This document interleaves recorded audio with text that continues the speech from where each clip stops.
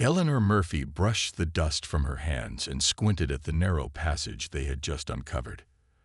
After 3 weeks of careful digging beneath Stonehenge, her team had finally broken through to a chamber that shouldn't exist. "Hand me the light, please," she said to her assistant. The small, powerful flashlight cut through the darkness, revealing smooth walls that looked nothing like the rest of the ancient structure. Eleanor had been an archaeologist for 15 years, but she had never seen anything like this. The walls were too perfect, too smooth. Stonehenge was over 5,000 years old, yet this hidden chamber looked almost modern. "Dr. Murphy, should we wait for the rest of the team?" her assistant asked. Eleanor shook her head. "I'll just take a quick look." She squeezed through the narrow opening, her heart beating faster with each step. The beam of her flashlight swept across the small room, stopping suddenly on an object in the center. It sat on a simple stone pedestal, roughly the size of a basketball. Eleanor moved closer, careful not to touch anything. The object was metallic, but unlike any metal she had seen before. It wasn't rusty or damaged. It seemed to glow slightly, even in the darkness. Strange symbols covered its surface, flowing in patterns that somehow felt familiar yet completely alien. Eleanor took photos with her phone, circling the object carefully. When she got too close, she felt a strange vibration in the air. The object made a soft humming sound, so quiet she almost missed it. "Dr. Murphy, are you okay in there?" her assistant called from the passage. "I'm fine," she replied, not taking her eyes off the object. "But you need to call the university right away. Tell them we found something unusual." Within hours, the site was buzzing with activity. Security personnel kept curious tourists away while Eleanor's colleagues set up equipment around the chamber. "The dating can't be right," said Professor Alan Davis, looking at his tablet. "We've run the tests 3 times now." Eleanor looked up from her notes. "What's wrong with the results?" "This chamber is definitely part of the original Stonehenge structure, at least 5,000 years old. But the object itself," he paused, "it dates to only about 300 years ago. Early 1700s. "That's impossible," Eleanor said. "No one has disturbed this chamber in thousands of years. How could something from the 18th century be inside?" As the team argued about the test results, Eleanor noticed that her phone had no signal despite the booster they had set up. Other electronic equipment was acting strangely too. Batteries drained quickly, and some instruments gave inconsistent readings. "We need someone who can understand these symbols," Eleanor said, looking at her photos. She knew exactly who to call. 2 days later, Dr. Samuel Wright arrived at the site. Samuel was a linguistics expert who specialized in ancient symbols and writing systems. He had worked with Eleanor on 3 previous digs. "This is unlike anything I've ever seen," Samuel said, studying the symbols carefully. "They're not random. This is definitely a language or code of some kind, but it doesn't match any known ancient writing system." Late that night, as most of the team slept in the nearby research tents, Eleanor and Samuel continued to work. They had created a 3D scan of the object, but were careful not to move it from its pedestal. "Look at this," Samuel said suddenly. "These patterns repeat in specific sequences, almost like—" "Like what?" Eleanor asked. "Like instructions," he said, "or a warning." At that moment, all their equipment shut down at once. The lights went out, plunging them into darkness. Even their battery-powered backups failed. "What just happened?" Samuel whispered. Before Eleanor could answer, their phones beeped simultaneously. They both had the same message from an unknown number. "You found the Sentinel. They know it's awake now. You're in danger. Meet me at the Wiltshire Museum tomorrow at 9 a.m. Come alone. The fate of humanity depends on it." Eleanor looked at Samuel, her face pale in the dim light of their phones. "What have we uncovered?" she whispered. Eleanor and Samuel arrived at the Wiltshire Museum 15 minutes early. The morning air was cool, and few people were around. They sat on a bench near the entrance, watching everyone who approached. "This could be nothing," Samuel said. Maybe someone is playing a trick on us. Eleanor shook her head. That object is real, and those test results don't make sense. Something strange is happening. At exactly 9 a.m., an elderly woman with silver hair walked toward them. She wore simple clothes and carried a worn leather bag. Nothing about her seemed unusual, but Eleanor felt a strange certainty that this was their mystery contact. "Dr. Murphy, Dr. Wright," the woman said quietly. "Thank you for coming. My name is Catherine Bennett. How do you know who we are?" Samuel asked. Catherine smiled. "We've been watching you for some time. Please, walk with me." They followed her into the museum, but instead of stopping at any exhibits, Catherine led them to a small storage room in the back. She pulled out an old key and unlocked the door. Inside was a small table with 3 chairs. On the table sat several old books and a wooden box. "Please, sit," Catherine said, locking the door behind them. "Who are you?" Eleanor asked. "And what do you know about the object we found?" "I represent the Guardians," Catherine said. "We are a secret society that has existed since 1742. Our purpose is to protect humanity from a threat most people don't know exists." She opened one of the books, showing them pages of handwritten notes and detailed drawings. "What you found is called the Sentinel. It was created by humans, but with technology far beyond what should have been possible centuries ago." Samuel looked skeptical. "That's hard to believe." Catherine nodded. "I understand your doubt, but the truth is, the Sentinel is a weapon, the last defense against visitors from another world." Eleanor studied the old book. The drawings clearly showed the same object they had found, along with the same strange symbols. "You're saying this is a weapon against aliens?" Eleanor asked. "Created in the 1700s. "Yes," Catherine said. "In 1742, a small group of scientists and military leaders detected signals from space. They realized Earth was being watched by something not human. Then came a brief but terrible encounter." She turned pages in the book, showing them illustrations of strange ships and destroyed villages. History records these events as unexplained disasters or strange weather. The truth was hidden. But how could people from that time create such advanced technology? Samuel asked. "Necessity," Catherine said simply. "The greatest minds from around the world were secretly brought together. They pooled their knowledge and worked outside the limits of what was publicly known." She looked directly at Eleanor. "Your ancestor, John Murphy, was among them."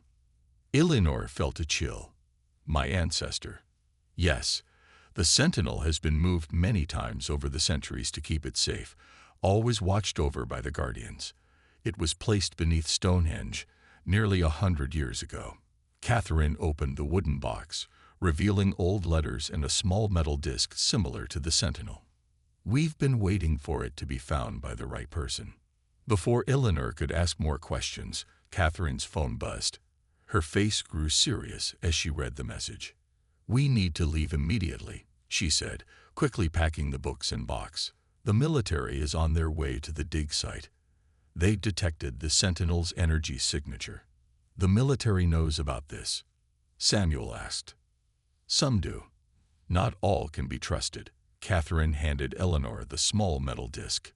"Keep this with you. It's a key that connects to the Sentinel." "A key to do what?" Eleanor asked. Catherine's eyes were grave. "To activate the weapon if needed. The signals we've been monitoring have changed. After centuries of watching, they're finally coming." "Who's coming?" Samuel asked. "The ones our ancestors fought in secret," Catherine said, opening the door. "And this time, they're sending more than just scouts." Catherine led Eleanor and Samuel through a back exit of the museum, just as several black SUVs pulled up to the front entrance. They hurried to an old blue pickup truck in the parking lot. "Get in," Catherine said. "We don't have much time." They drove for nearly 2 hours, leaving the city behind and heading into the countryside. No one spoke much during the journey. Eleanor held the small metal disc in her hand, feeling its strange warmth. "Where are we going?" Samuel finally asked. Somewhere safe, Catherine replied. I need to get you to the Sentinel before the military takes it. Why us? Eleanor asked. Why not let the government handle this if they already know? Catherine's hands tightened on the steering wheel. Because not everyone wants to use the Sentinel to protect humanity. Some would use it to gain power. Others would destroy it, thinking that's safer. She glanced at Eleanor. And it won't work for just anyone. It needs someone from the bloodline of its creators. They turned onto a narrow dirt road that wound through thick trees. After several minutes, Catherine stopped the truck beside a small stone cottage that looked at least 100 years old. Quick, inside, she said. The cottage was simple but clean. A man with gray hair and glasses sat at a table covered with maps and papers. He stood when they entered. You made it, he said. I'm Gregory Phillips, former NASA scientist and current guardian. He nodded to Catherine. Any problems? Military teams at both the museum and dig site, she replied. We weren't followed, but it won't take them long to figure out where we've gone. Gregory turned to Eleanor and Samuel. I've been monitoring deep space signals for the Guardians for 15 years. 3 days ago, we detected multiple objects entering our solar system. He pointed to printouts on the table. These aren't meteors or comets. They're ships, and they're heading straight for Earth. Samuel walked to the table and studied the papers. How do you know these are the same beings that supposedly came in the 1700s? The signal patterns match exactly, Gregory said. We've been watching for them for centuries. He picked up an old leather journal. This contains first-hand accounts of the first encounter. 7 villages destroyed, over 300 people taken. The government called it a series of forest fires and blamed local tribes. We need to get back to the Sentinel, Eleanor said. If what you're saying is true, we don't have much time. Gregory shook his head. Too late. Military units secured the site an hour ago. But there's another way.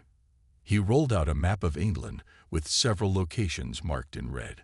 The Sentinel isn't the only device our ancestors created. There are 7 others hidden around the world. The closest is just 30 miles from here. Catherine opened a laptop and turned it to face them. These are live satellite images of the approaching ships. At their current speed, they'll reach Earth in less than 5 days. Eleanor stared at the screen. 7 bright dots moved steadily toward the 3rd planet from the sun. Why now? She asked. If they've been watching us for centuries, why attack now? Because of this, Gregory said, pointing to news stories on another screen. Humanity's push into space has accelerated. We have bases on the Moon and Mars. We're mining asteroids. Our radio signals cover more of space each year. He looked grim. We've become a potential threat to them. A loud explosion shook the cottage. Catherine rushed to the window. Military helicopters, she said. They found us faster than I expected. Gregory quickly gathered maps and journals into a backpack. There's a tunnel under the cottage. It will lead you to a garage with another vehicle. He handed the backpack to Samuel. Take the road north. The map will guide you to the next Sentinel location. What about you? Eleanor asked. Catherine smiled sadly. We'll hold them off. Give you time to escape. But Eleanor started to protest. There's no time, Gregory interrupted. You're the only one who can activate the Sentinel now. The future of humanity depends on it. Catherine pushed a bookshelf aside, revealing a dark passageway. Go now. And remember, the Sentinel doesn't destroy. It protects. That's what our ancestors built it for. Eleanor clutched the metal disc tightly as she and Samuel entered the tunnel, the sound of helicopters growing louder above them. Eleanor and Samuel emerged from the tunnel into a small garage built into the hillside. Inside was an old Land Rover with keys in the ignition. I hope you can drive this thing, Samuel said as they got in. Eleanor started the engine. My uncle had one on his farm. Hold on. They drove north for hours, following the map Gregory had given them. The roads became rougher as they headed into a remote area of the Scottish Highlands. Rain began to fall, making it hard to see. According to the map, the next sentinel should be hidden in some ruins near here, Samuel said, studying the papers from Gregory's backpack. Eleanor slowed the Land Rover as they approached an ancient stone circle similar to Stonehenge but much smaller. No one else was around. "This must be it," she said, parking behind some trees to hide the vehicle. They walked to the stone circle in the rain. Eleanor felt the small metal disc grow warmer in her pocket. "The entrance must be hidden," Samuel said, examining the stones, "just like at Stonehenge." Eleanor took out the metal disc. It was vibrating slightly now, and the strange symbols on its surface were glowing faintly blue. As she moved around the circle, the glow became brighter near one particular stone. "Here," she said, "help me push on this one." Together, they pushed against the stone. It moved slightly, revealing a narrow passage leading down into darkness. "I guess we go in," Samuel said, turning on his flashlight. The passage led to a small chamber similar to the one at Stonehenge. In the center was another sentinel device, identical to the first one they had found. "Now what?" Samuel asked. Eleanor approached the sentinel slowly. The disc in her hand was now glowing brightly and vibrating strongly. When she got close to the sentinel, the symbols on both objects began to pulse with light. "I think I need to." Eleanor held the disc up to the larger device. They fit together perfectly, like pieces of a puzzle. There was a flash of blue light. The sentinel began to unfold, parts of it shifting and moving until it formed a complex device, unlike anything they had ever seen. "It's activating," Samuel whispered. A holographic display appeared above the device, showing Earth and the approaching alien ships. "I can't read these symbols," Eleanor said, looking at the strange text appearing in the display. Samuel moved closer. "Wait, I think I can. They're similar to what we saw in the books Catherine showed us." He studied the display carefully. "It says the Sentinel needs a final activation code to work properly, a specific frequency combined with a genetic key." "A genetic key?" Eleanor asked. Samuel nodded. "That must be why Catherine said it needed someone from the bloodline of its creators." He pointed to a small indentation on the device. "I think you need to place your hand here." Eleanor hesitated, then placed her palm on the indicated spot. She felt a sharp pain as something pricked her skin. The device hummed louder, and more symbols appeared in the display. "It's working," Samuel said excitedly. "It's accepting your DNA." The holographic display changed, showing the 7 alien ships more clearly now. They were unlike anything in human science fiction. Strange, angular vessels that seemed to bend light around them. "Look," Samuel pointed. "The display is showing other Sentinel locations activating around the world." Small points of blue light appeared on the Earth hologram, one in England, one in Scotland where they were, and others in Egypt, China, Peru, Australia, and the United States. Eleanor's phone suddenly rang, startling them both. The caller ID showed an unknown number. "Hello," she answered cautiously. "Dr. Murphy," a man's voice said. "I'm Major Daniel Rivera with the United States Space Force. We need to talk about what you've just activated." "How did you get this number? How do you know what we're doing?" Eleanor demanded. "Some of us in the military have been working with the Guardians for generations," Major Rivera replied. "Not everyone wants to seize the Sentinels. Some of us understand their true purpose." "Which is what?" Eleanor asked. "To create a planetary shield," he said. "The Sentinels you've activated are connecting to form a defense network. But there's a problem. Our satellites show 3 alien ships have broken formation. They're accelerating toward Earth, trying to get here before the shield is complete." Eleanor looked at Samuel, fear in her eyes. "How long do we have?" she asked. "Less than 24 hours, Major Rivera said. And the shield needs all 7 Sentinels fully operational to work. You've started the process, but there's more to do. We need your help." Within hours, a military helicopter landed near the stone circle. Major Daniel Rivera stepped out, followed by two soldiers. He was tall with short dark hair and wore a simple black uniform without many markings. "Dr. Murphy, Dr. Wright," he said, shaking their hands. "Thank you for trusting me enough to wait." "We didn't have much choice," Eleanor said. "Now tell us what's happening." They walked to the stone circle where the passage to the Sentinel remained open. Major Rivera looked at the glowing device with a mixture of awe and concern. "All 7 Sentinels are now active," he said, "but they're not fully connected yet. The planetary shield is forming, but it has gaps." He opened a laptop and showed them a satellite view of Earth. A faint blue web was spreading around the planet, with 7 brighter points where the Sentinels were located. "The 3 alien ships that broke formation will reach Earth in about 18 hours, Rivera continued. "They'll try to land before the shield is complete." "What happens if they land?" Samuel asked. "According to Guardian records from previous encounters, they'll establish ground bases to disable the Sentinels," Rivera explained. "They want our resources and see us as a potential future threat. Their technology is far beyond ours. Conventional weapons barely affect their ships." Eleanor looked at the Sentinel. "So these devices are our only hope?"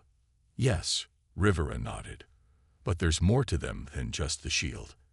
He pulled out an old book from his pack, similar to the ones Catherine had shown them. "The Sentinels have a second function.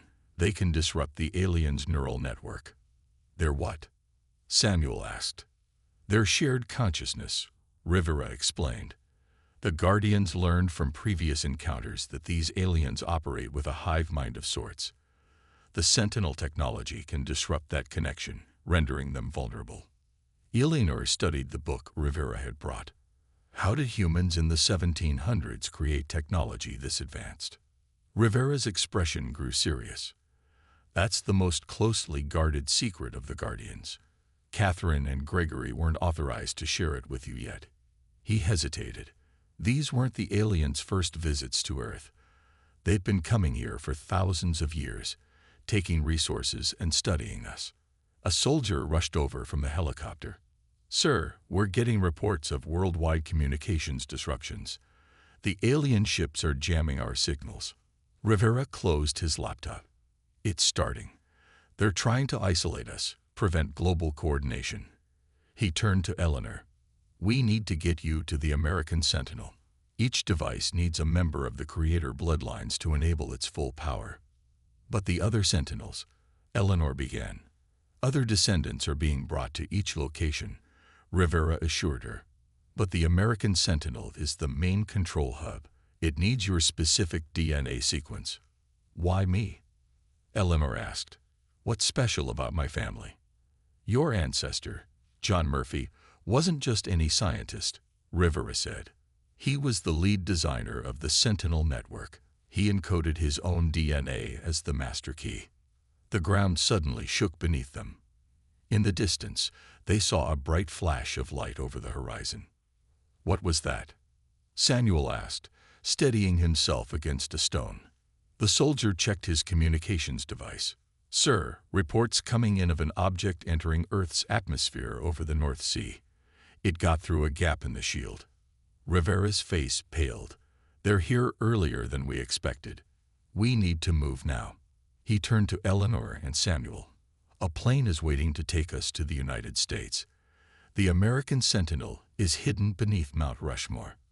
"Mount Rushmore?" Samuel looked surprised. "That wasn't built until the 1930s. "Exactly," Rivera said. "The perfect cover for something much older. The monument was built to hide and protect the Master Sentinel." As they hurried to the helicopter, Eleanor looked back at the Scottish Sentinel, still glowing with blue light. "Will it be safe here?" she asked. "Guardian teams are moving to protect each location," Rivera said. "But our best defense is getting all 7 fully operational before more ships break through." The helicopter lifted off as another flash lit the northern sky. The first alien ship had landed on Earth. The military plane flew through turbulent skies. News reports coming in described strange weather patterns and electrical disturbances worldwide. Governments were telling people these were natural phenomena, but Eleanor knew better. What happens when we land? She asked Major Rivera, who sat across from her checking reports on his tablet. We have a secure convoy ready, he replied. The area around Mount Rushmore has been evacuated under the pretense of structural concerns. Only Guardian members and trusted military personnel are allowed near the site now. Samuel looked up from the Guardian journals he'd been studying. These records mention smaller versions of the Sentinel technology, portable devices that can affect the aliens at close range. Rivera nodded. That's our backup plan. Throughout history, the Guardians hid smaller Sentinel devices in museums and historical sites around the world. They look like ordinary artifacts, ancient weapons, jewelry, tools, but they contain the same technology on a smaller scale. The plane shook violently. Through the window, Eleanor saw strange lights in the clouds. They're tracking us, Rivera said grimly. The aliens can detect the Sentinel energy signature in your DNA now that it's been activated. The pilot's voice came over the intercom. Major, we can't continue to our planned destination. There's some kind of energy barrier over South Dakota. The aliens have already established a perimeter around Mount Rushmore, Rivera said, his face grim. They know where the Master Sentinel is located. So what do we do now? Eleanor asked.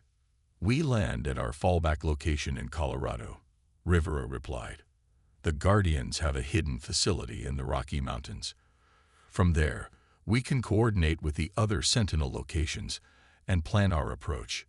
2 hours later, they landed at a small airfield surrounded by mountains. A group of people waited for them, some in military uniforms, others in civilian clothes. Welcome to Eagle's Nest, Rivera said as they exited the plane, one of the oldest Guardian facilities in North America. They were led into what looked like an ordinary mountain lodge from the outside. Inside, however, was a high-tech operations center built into the mountain itself. Dozens of people worked at computer stations, monitoring screens showing the alien ships and the growing planetary shield. A woman approached them. Dr. Murphy, I'm Olivia Parker, head of North American Guardian Operations. We've been expecting you. She led them to a large table displaying a holographic map of Earth. Small red dots showed the locations of alien landings. They've touched down in 7 locations so far, Olivia explained. Northern Europe, Siberia, Central Africa, Australia, Brazil, Japan, and now the United States. In each case, they've targeted areas near Sentinel devices. How are they finding them so easily? Samuel asked. They've been studying Earth for centuries, Olivia replied. They likely detected the energy signatures long ago, but couldn't pinpoint the exact locations until the devices were activated. Rivera pointed to Mount Rushmore on the map. The good news is they haven't breached the mountain chamber yet. The bad news is we can't get in there either with their ships patrolling the area. What about the other Sentinels? Eleanor asked. Are they fully operational? 5 of the 7 are at full power, Olivia said. Descendants at each location completed the genetic activation. Only the American and Australian Sentinels remain at partial power. And we need all 7 at full strength for the shield to work properly, Rivera added. Eleanor thought for a moment. The smaller devices Samuel mentioned. Can we use those to fight back? Olivia nodded and pressed a button. A wall panel slid open, revealing a collection of objects that looked like museum pieces, ancient swords, shields, crowns, and other artifacts. These contain miniaturized Sentinel technology, she explained. They can disrupt the aliens' neural connection at close range. Our teams are already distributing them to military units around the world. Rivera picked up what looked like an old compass. Each one is designed to affect their biology, but leave humans unharmed. The problem is getting close enough to use them.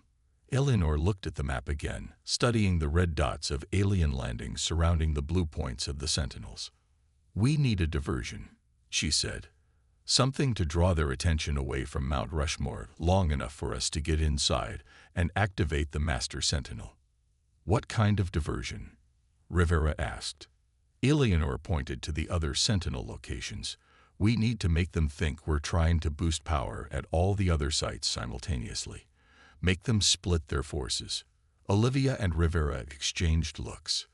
That could work, Olivia said, but it would put the other Sentinel teams at risk. We don't have a choice, Eleanor said. If we don't get the Master Sentinel fully operational soon, those 3 remaining ships will break through and will be completely overrun. Within hours, the diversion plan was in motion. Guardian teams at each Sentinel location began increasing power levels, creating energy spikes that would attract the aliens' attention. Military units equipped with the smaller Sentinel devices prepared to defend the sites. In the Colorado facility, Eleanor, Samuel, and Rivera monitored the situation. It's working, Olivia said, pointing to the map. Alien forces are moving away from Mount Rushmore toward the other sites. Rivera nodded. This is our chance. A stealth helicopter is ready to take us to South Dakota. Before they left, Olivia handed Eleanor a small wooden box. This might help you understand what you're really fighting for. Inside the box was an old journal with the name John Murphy written on the first page. Eleanor's hands trembled as she opened it. This is my ancestors' journal, she whispered. Read it on the way, Rivera urged. We need to move now. On the helicopter, Eleanor read through the journal while Samuel and Rivera prepared equipment. The more she read, the more shocked she became. Samuel, she said finally, according to this, the aliens didn't just visit Earth in the 1700s. They've been coming here for thousands of years. Samuel moved beside her to look at the journal. What does it say? The aliens have been studying us, taking people for experiments, and harvesting Earth's resources since ancient times. Eleanor turned another page, and each time they came, humans fought back with whatever technology they had. The journal says many of humanity's greatest innovations weren't just natural progress. They were responses to alien encounters. Samuel looked skeptical. That's hard to believe. Listen to this, Eleanor read from the journal. Our group includes minds from across the globe. Franklin with his electricity, scholars from China with ancient knowledge of magnetism, African metallurgists whose techniques surpass European understanding, and Native American healers with plant compounds unknown to our science. Together, we have created something none of us could have built alone. A defense system that uses the aliens' own neural sensitivity against them. So the Sentinels were built by combining knowledge from around the world, Samuel said. Knowledge that existed but wasn't widely shared or documented. Rivera nodded. The Guardians have always included people from all nations, all cultures. The secret history of humanity is one of unity against an outside threat. The helicopter pilot's voice interrupted them. We're approaching Mount Rushmore.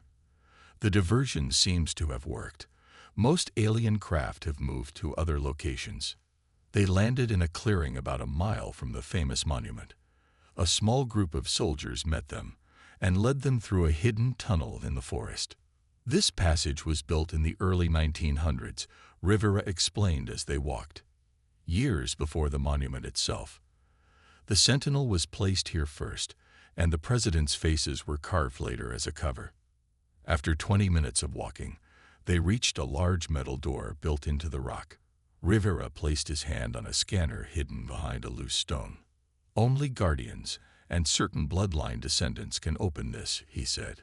The door slid open, revealing a large chamber carved into the mountain. In the center stood a Sentinel device larger than the others Eleanor had seen. It was already partially activated, glowing with blue light. This is the Master Sentinel, Rivera said. It coordinates all the others. Eleanor approached it slowly. The device pulsed brighter as she got closer, as if recognizing her. What do I do? She asked. Place your hand on the main panel, like you did with the Scottish Sentinel, Rivera instructed. Eleanor did as he said. The device pricked her finger again, sampling her DNA. The blue light grew stronger, spreading throughout the chamber. A holographic display appeared, showing Earth, and the alien ships. The planetary shield was visible now, a blue web surrounding most of the planet, but with several gaps where alien ships had broken through. "It's working," Samuel said. "The Master Sentinel is connecting with the others." Rivera studied the display. "The shield is strengthening, but those ships that already landed are still a problem. Their ground forces are attacking the other Sentinel sites." Eleanor noticed something strange in the holographic display, symbols appearing around each alien landing site. "What are those markings?" she asked. Rivera looked closer. "The Sentinel is showing us something about the aliens." He studied the symbols. "They're mapping the aliens' neural network, their connections to each other, and their ships." Eleanor felt the device humming beneath her hand. "I think it's asking me something." She looked at the strange symbols flashing before her. "It wants permission to do something." "What?" Samuel asked. Eleanor understood suddenly, knowledge flowing into her mind through her connection with the device. "It wants to activate the final defense protocol," she said, "to send a signal that will disrupt their entire neural network at once." Rivera looked alarmed. That could kill them all instantly. Eleanor faced a choice that would determine the fate of two species. Eleanor stared at the holographic display, her hand still connected to the Master Sentinel. The fate of humanity, and an alien species, rested on her decision. "I can't just kill them all," she said finally. "There has to be another way." Samuel moved closer to study the symbols. "Maybe we can adjust the signal strength, not to kill them, but to disable their ships and weapons." Rivera nodded slowly. "The original Guardians built this as a defense system, not a weapon of mass destruction. There should be options." Eleanor focused on the Sentinel, trying to understand the information flowing into her mind. "I think I see it now. The device has different settings." She pointed to symbols on the display. "This would disrupt their entire neural network permanently. But this," she indicated another set of symbols, "this would temporarily disable their technology and communications without killing them. That might give us a chance to communicate with them," Samuel said, "to find a peaceful solution. Or at least force them to retreat," Rivera added. Eleanor made her choice. She pressed the symbols for the non-lethal option. The Sentinel pulsed with energy, and waves of blue light spread outward from all 7 devices around the world. The holographic display showed the effect immediately. The alien ships stopped moving. Their weapon systems went offline. On the ground, alien forces froze in place as their neural connection was temporarily disrupted. "It's working," Rivera said, checking reports coming in from around the world. "Their ships are disabled. Ground forces are confused and disoriented." Eleanor kept her hand on the Sentinel. "There's something else here, a communication system." She focused again, and a new holographic display appeared, strange symbols that seemed to translate between human languages and the aliens' communication method. "Can we talk to them?" Samuel asked. "I think so," Eleanor replied. "The Sentinel is designed to serve as a translator. Our ancestors built it not just to fight the aliens, but to eventually communicate with them." Rivera looked surprised. "That's not in any of the Guardian records I've seen." "Maybe they didn't want future generations to know," Eleanor said. "Maybe they were afraid we would try to contact the aliens before we were ready to defend ourselves." She activated the communication system. A message in alien symbols appeared in the hologram, then translated into English. "Why do you resist? Your resources are needed. Your species is primitive." Eleanor thought carefully, then responded through her connection to the Sentinel. "We are not primitive. We created this defense system centuries ago. We have hidden our true capabilities from you. We do not want war, but we will defend our world." There was a long pause before the aliens replied. "Your defense, human expected. Your TC no OG surprising. We goil wawaliti DVRAO to erodiconsiter." The alien ships began to rise from Earth's surface, moving slowly back through the gaps in the planetary shield. The ground forces retreated to their vessels. "They're leaving," Samuel said in disbelief. "For now," Rivera cautioned. "But they'll be back, probably with a larger force." Eleanor nodded. "That's why we need to be ready. Not just with weapons, but with knowledge." She looked at the Sentinel, still glowing with power. "For centuries, we kept this technology hidden, even from ourselves. We forgot what humanity is truly capable of." As reports came in from around the world, the truth could no longer be hidden. News of the alien ships, the Sentinels, and the Guardian Society spread quickly. Governments tried to control the information, but there were too many witnesses, too much evidence. 1 week later, Eleanor stood before the United Nations, explaining what had happened and what humanity had learned about its own past. "For centuries, we've been hiding our greatest achievements, even from ourselves," she told the assembled leaders. The Sentinels were built by people from all cultures, all nations, working together against a common threat. They combine knowledge that most of human history doesn't even record.